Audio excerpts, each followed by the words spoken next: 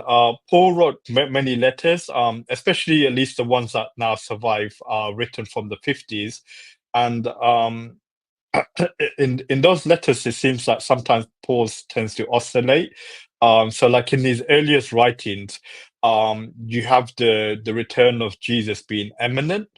But then in his later writings, it's not so eminent, like Philippians, etc.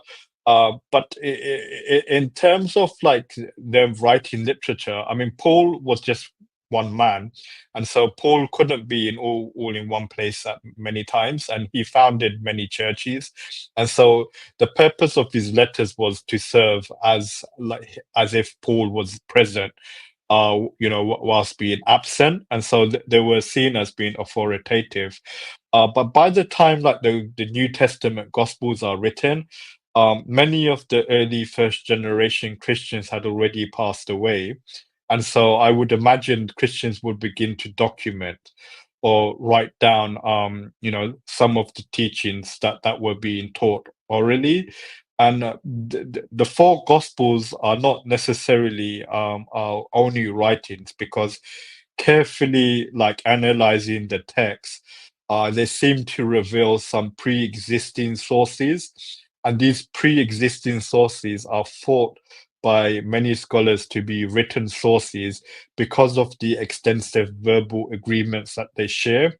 So it seems unlikely that they would simply just memorize, but that they would have some sort of common written source that they shared. And so you have these other early written sources which no longer exist, but are thought to have been incorporated into the four Gospels, and they like replace these early pre-existing sources. And so because you had the four Gospels, these other early pre-sources, such as like the proto-Gospel of Mark, or like some kind of passion account of Jesus, or what is also referred to as the saying gospel, the Q gospel. These are hypothetical accounts, but they're thought to have become later on, like in early Christianity, become redundant simply because they were incorporated into these other gospels. And so there wasn't any point like in copying them. And so the gospel writers themselves, like since you have the gospels, you can simply have access to these other sources also by just simply reading the gospels. So for example, if you wanted to read this Q saying source document, you could just simply read Matthew's gospel, and also possibly also Luke's gospel as well, because it's thought that they incorporate most of Q, if not all of Q, into their document. I would imagine that these documents came about as a result of early Christians passing away, and so Christians wanting to preserve the memory of Jesus and his teachings. They would write what they would call gospels. But yeah, Christians were expecting the return of Jesus to take place within their own lifetime. But when this did not happen, they invented like all types of like apologetic type reasons, as to why what scholars refer to as the parousia, which is the second coming of Christ. They invented all types of reasons as to why the parousia was delayed. So, for example, they say there's meant to be signs prior to the parousia. So if you have some letter from us telling you that the hour is here or the second coming is here, do not believe such a person, because there's meant to be signs before the second coming takes place. Or in another document you have, for example, which is the second letter of Peter, which is not thought to be actually written by Peter, but is attributed to him so as to give the writing some authority. But incidentally, it also happens to be the last writing in the New Testament. And in that letter, it says that 1,000 years of our reckoning is like a day before the Lord, and a day before the Lord is like 1,000 years. So, according to Second Peter, it's only been roughly 2 days, 2 days and a half. Sure.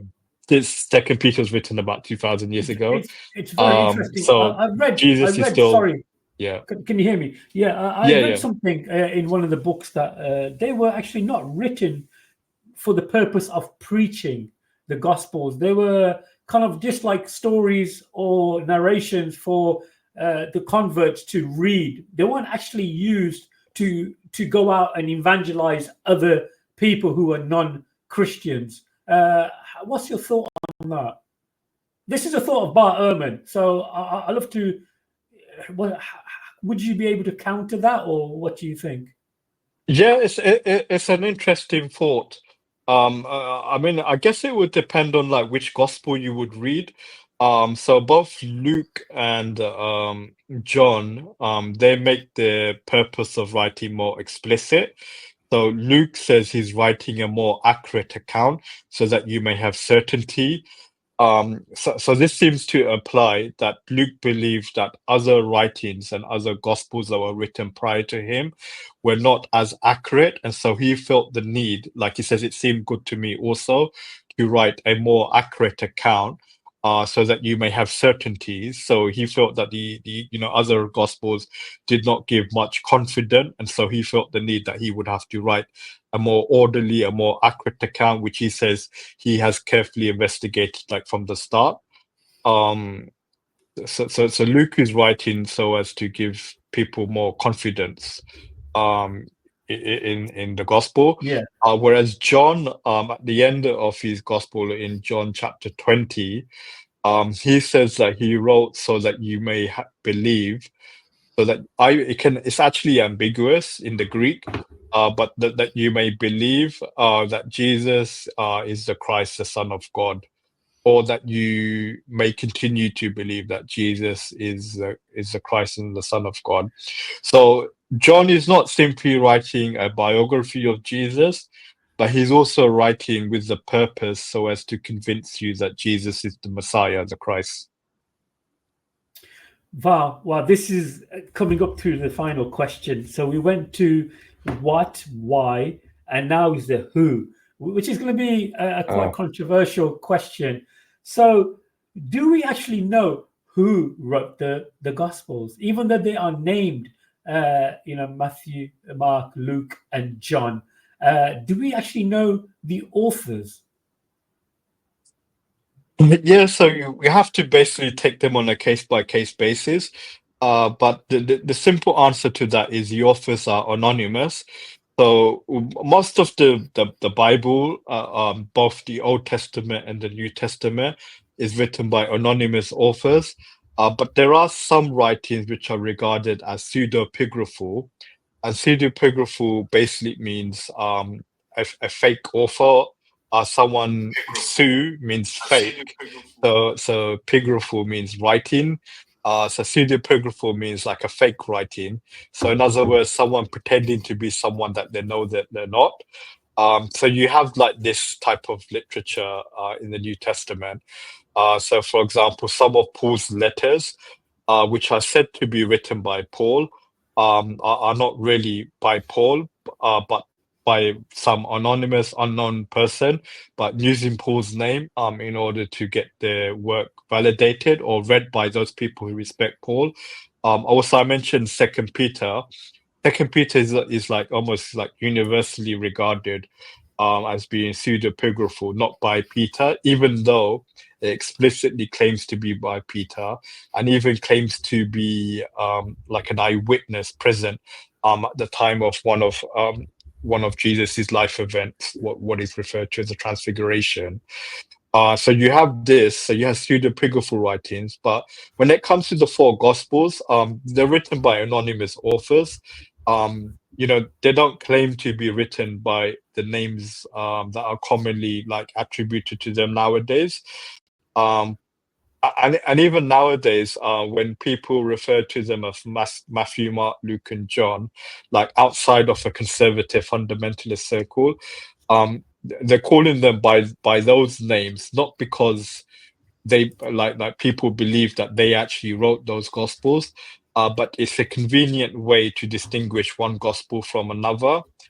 And Bart Ehrman points out that they're not called like the gospel by Matthew or by Luke or John, but they're called according to Matthew or according to Mark or Luke or John.